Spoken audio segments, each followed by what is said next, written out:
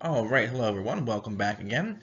So for today, we're going to take a look at the British in India. We're going to explore how the British started to kind of try to take control of India, some of their policies in India, why they were interested in India.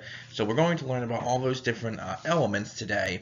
And then tomorrow, we'll take a look at how the Indians started to rebel against British rule a little bit.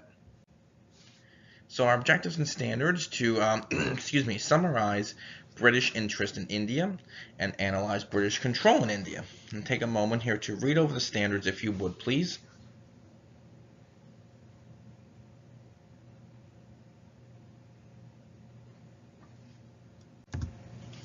And our desired result is how did the British become involved in India? Vocabulary, one word today. Sepoy, that word will come up again tomorrow as well. But a sepoy is an Indian soldier who is in the service of the British government, or the British military, and we'll learn a little bit about them today and also more about them tomorrow as well. So the British arrive in India. So economic interest in India by the British began in the 1600s. But by the middle of the 1700s, the East India Company, which was owned by British stockholders, and its troops had taken control over India. And their rule is going to expand over time. So originally, Great Britain really didn't have, the British government really didn't have control over India. It was more of this East India Company, so more of like a corporation had control of India. So like we said, Great Britain, in terms of the government, largely stayed out of the business of the East India Company, and the East India Company made a lot of the rules and the decisions in terms of how to control and rule India. The East India Company also had, like we said, Indian soldiers. They were known as sepoys. I don't believe there should be another A there. My apologies on that. Sepoys.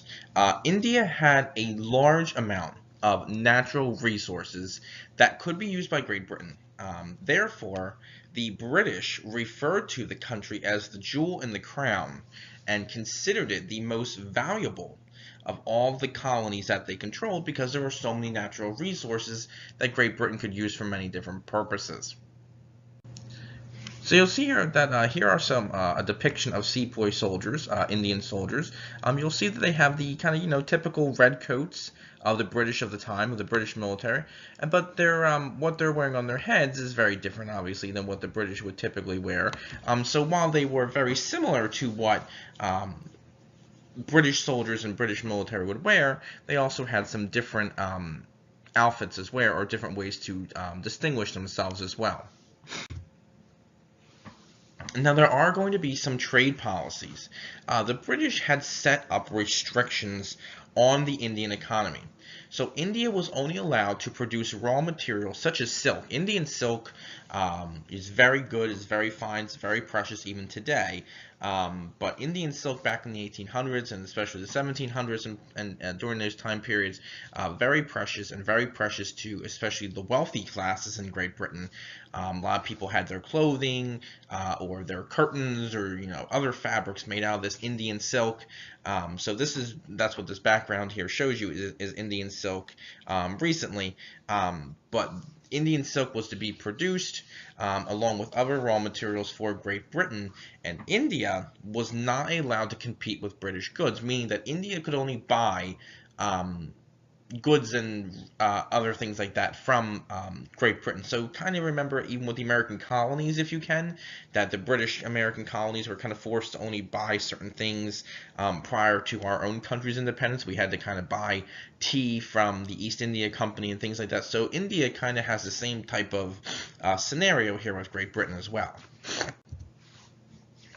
Some transportation and trading facts. The British also established a railroad system in the country that could be used to transport raw goods and manufactured products.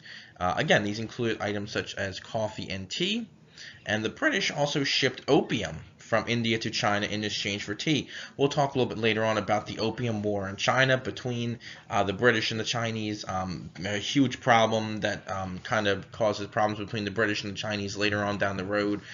In case you don't know, opium is a very addictive drug, still is today, and in the 1800s, many Chinese were becoming addicted to this very deadly kind of hostile drug, and again, we'll talk more about that later on. But for the time being, we just need to know that the British did ship opium that was from India to China in exchange for tea. So what's the good and bad in terms of Great Britain and India? Well, some of the negatives. The British obviously controlled most of the political and economic power. The Indians had very little say in how trade was handled or how their government worked. So that's going to be a problem. There were also restrictions on Indian industries, such as like we were saying, the British controlled who and where the Indians could trade with. They weren't allowed to buy from the British and trade with the British mostly. So that was a problem. The change to cash crops, very similar to Africa, where African farmers were forced to kind of give up their agricultural ways of growing food for their families and forced to grow products for companies such as cotton.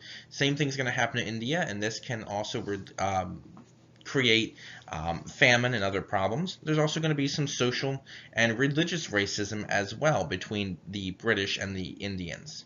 Some positives, we'll see improvements in transportation, such as the railroad. As the British come to India, they'll bring new health and sanitation improvements with them. So we'll see changes in that atmosphere, which will help improve the lifestyle of some Indians. We'll also see the establishment of colleges and schools. So we'll see the British help bring about some educational changes, and many prestigious schools are still located in India today. And we'll also see the end of local warfare and bandits. Again, very similar to Africa, where we had local tribes fighting amongst each other for control of a certain area or region. We'll begin to see as the British arrive that those areas tend to quote-unquote settle down a little bit or become more peaceful. Alright, so please try your best on the questions that follow, and let me know if you have any questions or concerns. Hope you have a good day or night, and talk to you soon.